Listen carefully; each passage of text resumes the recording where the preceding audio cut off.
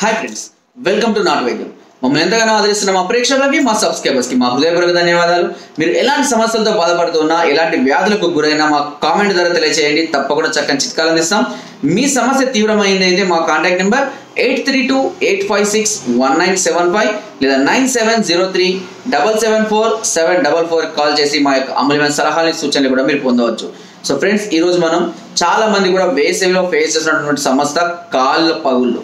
ఈ సమస్య వల్ల చాలా మంది ఇబ్బంది పడుతుంటారు. కాళ్ళ పగుళ్ళ వల్ల కాళ్ళు వేడెక్కి మంటలు రావడం కూడా జరుగుతుంది. నడవాలన్నా కూడా చాలా ఇబ్బంది పడతారు. పురలుగా పైన లేస్తూ పాదం కింద చాలా ఇబ్బంది కలిగిస్తూ ఉంటుంది. సో ఇలాంటి కాళ్ళ పగుళ్ళ సమస్య నుంచి బయటపడడానికి ఇప్పుడు ఒక సుమారుగా 3 నుంచి 4 చిట్కాలు చెప్తాను. రెగ్యులర్గా ఫాలో అవ్వండి. తప్పకుండా ఈ కాళ్ళ పగుల సమస్య అనేది తగ్గిపోతుంది. ముఖ్యంగా శరీరం వేడి తత్వం కలిగిన వాళ్ళు ఈ సమస్య అధికంగా ఉంటుంది. స్త్రీలకు కానివ్వండి, పురుషులకు కానివ్వండి, సమస్య అధికంగా ఉంటే ఇప్పుడు నేను చెప్పబోయే చిట్కాను క్రమం తప్పకుండా పాటించండి.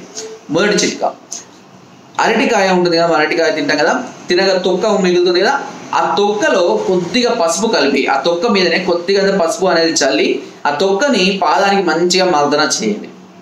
ఇలా ప్రతిరోజు చేస్తున్నట్లయితే కాళ్ళ పగుళ్ళు, కాళ్ళలో ఇన్ఫెక్షన్, మంటలు అన్నీ కూడా క్రమంగా తగ్గిపోతాయి. ఇకపోతే రెండవది, మర్రి చెట్టు. మర్రి చెట్టు ఊడలు కానీ ఆకులు కానీ తెంపినప్పుడు పాలు కారుతుంటాయి. ఈ పాలను సేకరించి ఆ పాలలో కూడా ఒక చిటికెడంత పసుపు వేసి ఈ ఎక్కడైతే పగులుంటే ఆ పగుల రంధ్రాలను నింపుతూ ఉండండి. ఇలా నింపి కారుకు ఒక గుడ్డ కట్టుకొని పడుకోండి. ఇలా ప్రతిరోజు చేస్తూ ఉంటే ఈ కాళ్ళ పగుల సమస్య అనేది తగ్గిపోతుంది. ఇకపోతే నీరుల్లిపాయ రసం.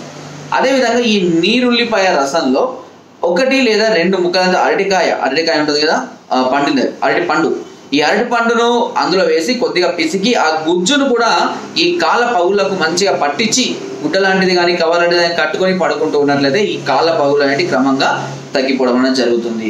ఇకపోతే మామిడి ఆకు చిగుళ్ళు. మామిడి చెట్లు ఉంటాయి కదా, చిగుళ్ళు వస్తాయి. ఆ చిగుళ్ళలో కూడా మెత్తగా దంచి ఆ చిగుళ్ళలో కూడా కొద్దిగా పసుపు లాంటిది వేస్తే, ఈ పసుపు వేయడం వల్ల ఏమవుతుందంటే కాళ్ళలో ఉన్నటువంటి ఆ పగుళ్ళలో వచ్చినటువంటి ఇన్ఫెక్షన్స్ అనేవి తగ్గిపోతాయి. సో ఈ పసుపు వేసి ముద్దగా నూరి ఆ ముద్దను కూడా కాళ్ళకు మంచిగా పట్టించి మళ్ళీ ఏదైనా క్లాత్తో కానీ కవర్తో కానీ చుట్టుకొని పడుకోవడం అలాంటివి చేయాలి. ఎందుకంటే మనం పగలంతా నడుస్తుంటాం కాబట్టి కట్టుకుంటే చాలా ఇబ్బంది. కాబట్టి రాత్రి పడుకునేటప్పుడు చేసుకుంటే తెల్లారిసరికి దీనివల్ల మంచి ప్రయోజనం అనేది కలుగుతుంది.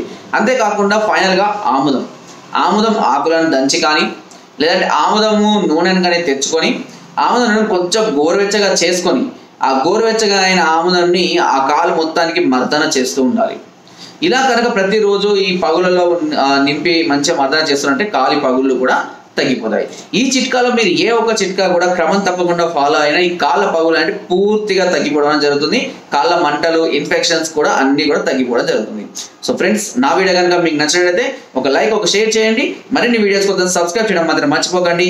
మీ అమూల్యమైన సలహాలు, సూచనలు నాకు కామెంట్ ద్వారా తప్పకుండా తెలియజేయండి. Thank you.